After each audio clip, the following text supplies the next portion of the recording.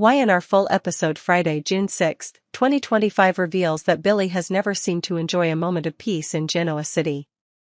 Just when life seems to be stabilizing, another storm is brewing, this time between two strong and conflicted women, Phyllis and Sally. While Mariah is drowning in her own deep worries and Victoria begins to find an unexpected spark in her journey, Billy finds himself caught in a dangerous battle of power and emotions between two forces he cannot control. Phyllis is used to being on top of personal battles. Now, she feels threatened by Sally's increasingly powerful presence at Abbott Communications, especially when the launch of her new project is delayed. Phyllis believes the delay is a weakness and an opportunity to attack Sally at her weakest point. With a nature that never backs down, Phyllis did not hesitate to mock and provoke Sally, claiming that she was not capable of leading a major campaign, and that her presence in Genoa was just a series of failures after failures. Phyllis even doubted that Sally could set foot in Aristotle's lavish party, an event that was the focus of the financial and media world. However, Sally was not someone who could be pushed into a corner. With a history of being looked down upon and excluded from power circles, she had learned to fight back in a sharp and strategic way. Phyllis's sarcasm did not break her, but instead only urged Sally to counterattack by accusing Phyllis of taking advantage of her reputation and relationships to get into events that were not meant for her. Aristotle's event was not simply a party, but also a place to establish a position in the power world. Sally suspects that Phyllis was not formally invited and is trying to get in through the back room, which angers her even more, and she decides to expose the truth. Billy thought that after all the chaos he had been through, he might find some peace in his job at Abbott Communications and the seemingly stable relationships in his life. But in Genoa City, things never go smoothly for long. When Sally and Phyllis, two strong, conflicting, and ambitious personalities, are put in the same space, the only thing that can be predicted is disaster. And this time, the disaster goes beyond the harsh words and contemptuous glances. It goes further, beyond the boundaries of control, sending everyone involved into a dangerous spiral that they themselves did not foresee. It all started as usual, with a seemingly harmless attack from Phyllis on Sally. The delay in Abbott Communications' launch plan became the perfect excuse for Phyllis to express her skepticism about Sally's abilities. In Phyllis's eyes, Sally was never up to the task of holding any leadership position, much less representing the Abbott brand. She openly mocked Sally's recent decisions in front of shareholders and the media, making comments that implied that Sally was making the entire company slow and weak. Sally, who had worked tirelessly to gain the trust of those who had never trusted her, could not keep quiet. She reacted violently, criticizing Phyllis for always trying to sabotage things she could not control. Sally questioned why Phyllis was present at internal media events and suspected that Phyllis was trying to get into Aristotle Dumas's exclusive party, an event considered iconic in the world of global finance and media. For Sally, this was not just a personal argument but a battle to protect her professional honor, and she was willing to go to the end. Billy realized the confrontation was going too far, and he tried to mediate by inviting the two into a closed-door meeting to defuse the tension. But what he didn't expect was that the anger and hurt that had been bottled up for so long between Sally and Phyllis would be beyond reconciliation. In a moment of lost control, personal insults were hurled like daggers. The seemingly safe working environment of Abbott Communications suddenly turned into a battlefield of words and actions. And then, in the midst of the suffocating tension, a gunshot rang out. No one knew who had pulled the gun, and no one was sure if it was an accident or intentional. All that was clear was that one of the women had fallen, blood was splattered on the conference room floor, and a panicked scream echoed throughout the building. Employees were scattered, the police were quickly called, and the media, as if waiting for them, made the incident a national news story. Billy, standing in the middle of the scene, had not only witnessed it, but had also been placed in a position of responsibility. While Billy was caught up in the whirlwind of media, police, and work pressure, Mariah was battling a much more personal and quiet fear. She had nothing to do with the shooting, but she was also in a state of panic. After a recent business trip, Mariah had a dark secret that was keeping her awake at night. A mistake made one lonely night, an action she can't forgive herself for, is eating away at her soul. Tessa, who has always trusted and loved her unconditionally, is starting to feel the distance, and that's driving Mariah deeper into the pit of guilt. Tessa demands the truth. She doesn't want to live in doubt. She feels like Mariah is hiding something, and if they want to have any chance at a family, honesty is the only thing that can save everything. But for Mariah, telling the truth means breaking everything, breaking the image of a loyal wife, breaking the trust Tessa has placed in her, breaking the home they worked so hard to build. Every time she sees Tessa smiling, playing with Ariya, Mariah feels like she doesn't deserve to be there. But silence doesn't make her feel better, it just makes things so stifling that she can't breathe. Meanwhile, Victoria's life takes an unexpected turn. While attending Aristotle Dumas's party, an event Phyllis is trying to get into and Sally is officially invited to, Victoria happens to chat with a stranger who not only understands the burden she carries, but also makes her feel heard in a way she's long forgotten. This man, seemingly not interested in the name Newman or her CEO status, but in the person inside, a woman who's been through so much, heartbroken, and alone. It's an unnamed conversation that leaves a deep impression on Victoria. And though she's not ready to open up completely, for the first time in a long time, she doesn't feel alone. Back at home, Billy is in the middle of a crisis that no one taught him how to handle. Sally is hospitalized, Phyllis is in custody, and the media is asking questions about ethics and control at Abbott Communications. Shareholders are worried, the public is angry, and Billy must stay strong and lead the way while everyone around him is lost. He knows that whatever the truth is, the company's image has been severely damaged. And worst of all, he's not sure he can fix it. A reputation crisis, a marital betrayal, a budding new relationship, all happening at once in Genoa City. And for Billy, Mariah, and Victoria, the only choice left is to face reality, no matter how painful and complicated it is. Because the more they avoid it, the further they push themselves from who they truly are, and from the people they love most. Things take a turn for the worse when a heated argument breaks out at the Abbott Communications building. What no one expected was that the two women would start a violent confrontation, culminating in a sudden shooting. The sound of gunfire sends everyone in the building into a panic, and Billy, who is trying to maintain peace, rushes to the scene to prevent a potential disaster. Those present cannot determine who fired the first shot, but what is certain is that what was originally a personal fight has now turned into a public crisis. While all the attention is on the dramatic shooting, Billy realizes that he is facing double trouble. On the one hand, he has to deal with the media and legal fallout from the conflict between Sally and Phyllis, two women with close ties to the company he runs. On the other hand, Billy has to brace himself to protect the reputation of Abbott Communications, which is in the process of restructuring after many internal turmoils.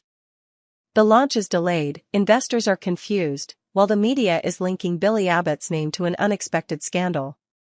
He knows that with just one wrong move, everything he has worked so hard to build will collapse.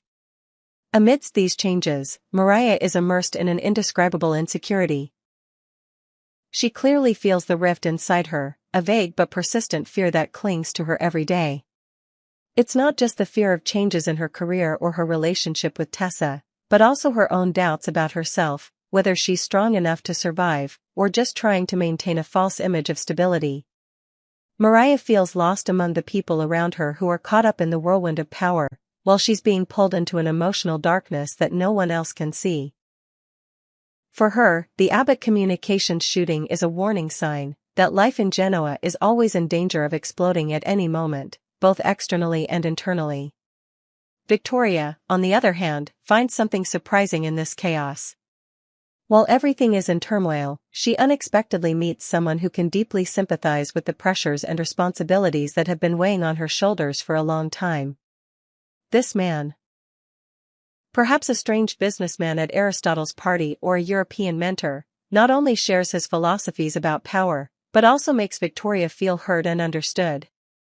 Unlike previous men who tried to impose their will on her, this man approaches her with a surprising calmness and respect. Victoria, who has been closed off from many emotional wounds, begins to open up to the newcomer's sophistication and bravery. Victoria, who had been emotionally scarred, begins to open up to the newcomer's sophistication and bravery.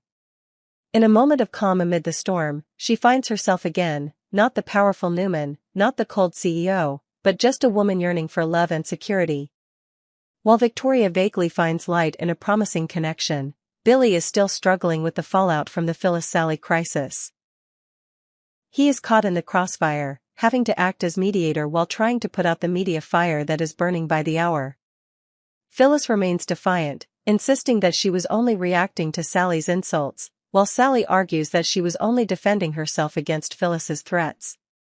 No witnesses are close enough to identify who fired the shots, and the police begin a thorough investigation, bringing heavy legal pressure on all three involved. As the affair escalated, public opinion was divided into two distinct camps, some siding with Phyllis, believing that Sally had always been calculating, and others supporting Sally, believing that Phyllis had abused her power and reputation to bully others. Billy knew that if not dealt with quickly and thoroughly, this event could drag Abbott Communications down to the bottom. He was in the middle of the spiral, both responsible for the image and emotionally attached to both women. The deeper Billy got, the more he felt himself falling apart, not only professionally but also spiritually. In the darkness, Mariah watched quietly from afar. She realized that her silence could not protect her from this chaotic world. Perhaps it was time for her to face her deepest fear, that she was no longer in control of her own life.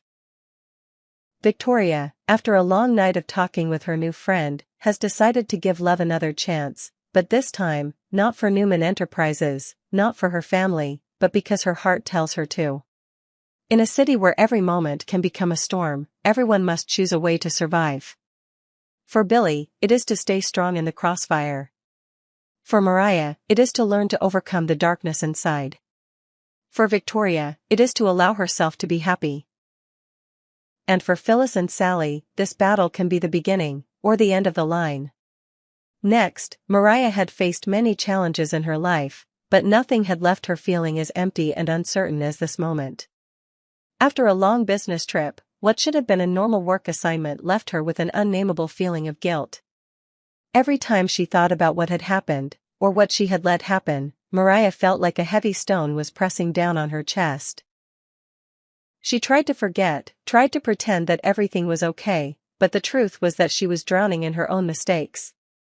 And her biggest fear was not punishment, but the look in the eyes of the person who had always believed in her, Tessa. When Mariah returned from her business trip, she was no longer herself.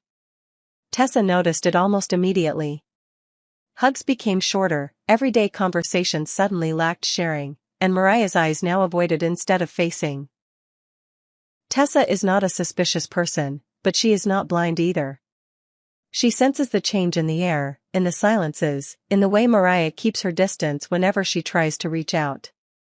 What bothers Tessa is not the fear of a secret, but the fact that her partner, the person she has built a home with, is hiding something from her. Mariah knows that she cannot continue to hide. But fear is looming over her from all sides. She is afraid that if she tells the truth, everything she has will collapse. Family, love, trust, all will vanish with just one confession.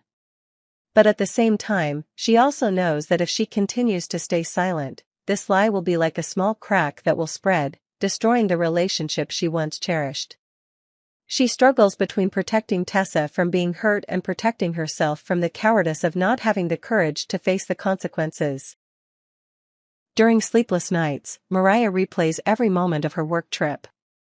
The tense meetings, the lonely evenings in a foreign land, the indescribable turmoil of emotions. And then there was that fateful evening when she got too close to a colleague.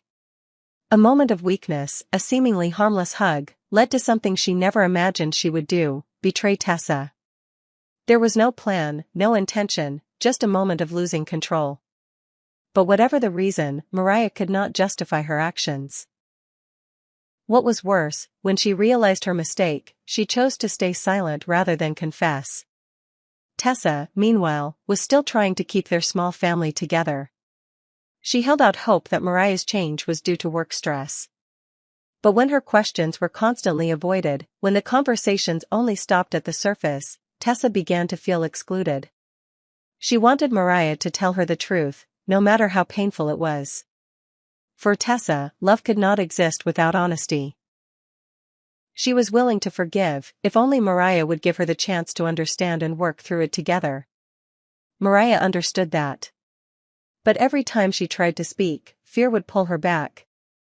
She imagined Tessa's face when she heard the truth, imagined the look of pain, disappointment, even disgust, from the person she loved more than anyone else. She didn't know if their relationship could survive the shock. And so she put it off. She told herself she needed more time. That when she was strong enough, she would confess. But the longer she waited, the more distance grew between them, the deeper the hurt, the harder the truth became to tell. In a moment of weakness, Mariah went to Faith for advice, but she couldn't bring herself to say it all. She only described the guilt, the feeling of living in a world without light. Faith, though not knowing the full story, sensed the desperation in Mariah's voice. She advised Mariah that being honest with the person she loved was not just a choice, but a responsibility, because silence could also be a betrayal. Mariah listened, but could not act yet. She returned home to find Tessa playing the piano for Aria. It was a heartbreakingly peaceful scene, and Mariah felt like a stranger in her own home. She wanted to go over and hug Tessa and cry out loud. Instead, she quietly entered her room, locked the door, and sat in the dark. Fear tore at her heart. She had betrayed, not just Tessa, but the person she believed herself to be. She was afraid of losing Tessa, but also afraid that if she continued to live a lie, she would lose herself. The biggest question now is not whether Tessa will forgive, but whether Mariah has the courage to take responsibility for her actions. Maybe the mistake was not so much a physical betrayal as an act of overstepping boundaries, an intimacy that she couldn't stop. But whatever the nature of the incident, what hurts Mariah the most is that she was not honest with the one person she had always wanted to protect. As the days passed and the pressure grew, Mariah realized that she couldn't live like this forever. One night, after Tessa fell asleep, Mariah wrote a letter. In it, she poured out everything, every detail, every emotion, every fear. She didn't ask for forgiveness, just to be heard. And as she folded the letter and placed it on Tessa's piano, Mariah felt a tear roll down her cheek, not from guilt, but from a glimmer of hope that, even though her life had been turned upside down, at least she had chosen to be honest. The truth was still there. And no matter how Tessa would react, Mariah knew that this was the first step towards saving herself, and, perhaps, their love.